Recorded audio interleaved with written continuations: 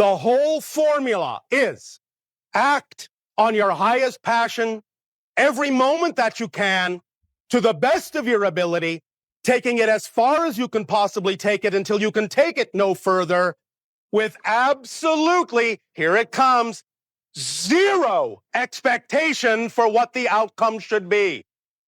Why? Why the zero expectation? I'll tell you. Thank you.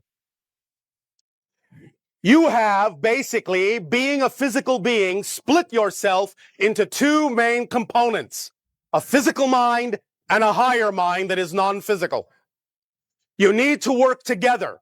The physical mind and the higher mind must form a partnership, must form a relationship that works in tandem in order to actually function as a whole person in your reality. But when you allow the physical mind to think that it has to do this, and it has to make this happen, and it must know how something is going to happen, and you get it to focus on all these details, you are giving it more than it was designed to do. You wear it out, you tire it out, and you wonder why you get so many headaches at the end of the day, and you wonder why you're tired all the time. The idea is to understand that the physical mind is simply not designed to know how something is going to happen. It just isn't. The physical mind is only designed to know and to experience what is happening in the present. The higher mind knows how something is going to happen. When you allow the higher mind thus then to know that and to work with you, the higher mind will know how to bring the manifestation to the physical mind for the physical mind to experience. So here is how the idea, for example, of visualization actually works. The physical mind is capable of conjuring a visualization of your ideal preferred reality. And when you see that visualization in your mind's eye, you get very excited about that manifestation, about experiencing that reality. And the excitement is good, is exactly what you need. But the purpose of that visualization is to generate that feeling, that state of being of passion, of excitement. The purpose of the visualization is not necessarily to come into manifestation as your physical mind has envisioned it. Because your physical mind, what it may think is the most ultimate representation of that reality.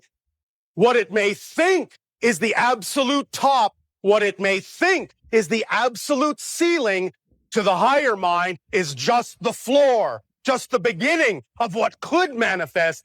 And if you simply stay in the state that the visualization generates within you and then let go of the actual imagery and hand that energy over to your higher mind will actually then bring you the manifestation that is actually representative of that passion state, even though it may look nothing like you imagined. It might, but it might not. So the idea is to use the energy state to work with the higher mind and allow the higher mind to bring you what it knows you really need that is truly representative of that energy state, so that you can be open and willing to accept that no matter what manifests, it is all part and parcel, all a representation of your joy, and never will be defined or labeled as an interruption in it or an obstacle in it or a stopping of that joy.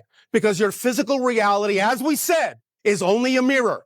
And whatever you define it to be, whatever you believe is most true, is what you get.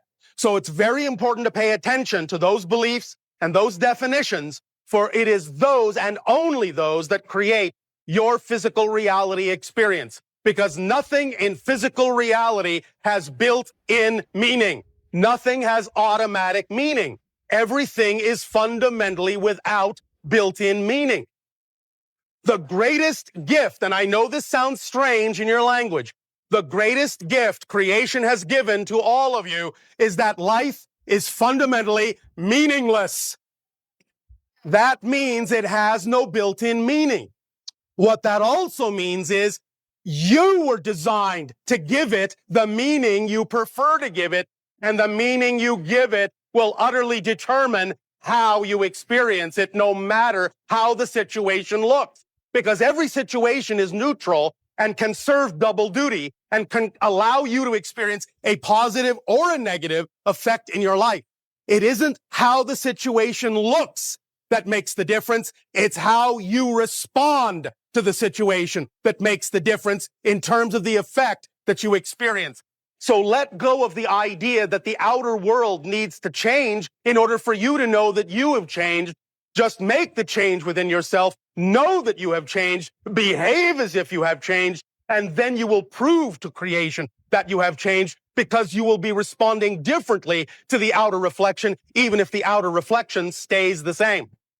That's how it works. Does that make sense to you all? Remember that all we are talking about here is not only simple physics, it is simple physics. Very simple. We understand that creation is infinitely complex and rich, but it is not complicated. It is fundamentally simple.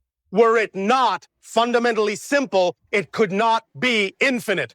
Because if it were more complicated than this, it would fall and collapse under its own weight. In order to be truly infinite and allow for all possibilities, the core, the essence of creation has to be fundamentally simple. And this is why we suggest you to read the book, The Higher Mind Calling, so that this idea gets cemented in your subconscious mind.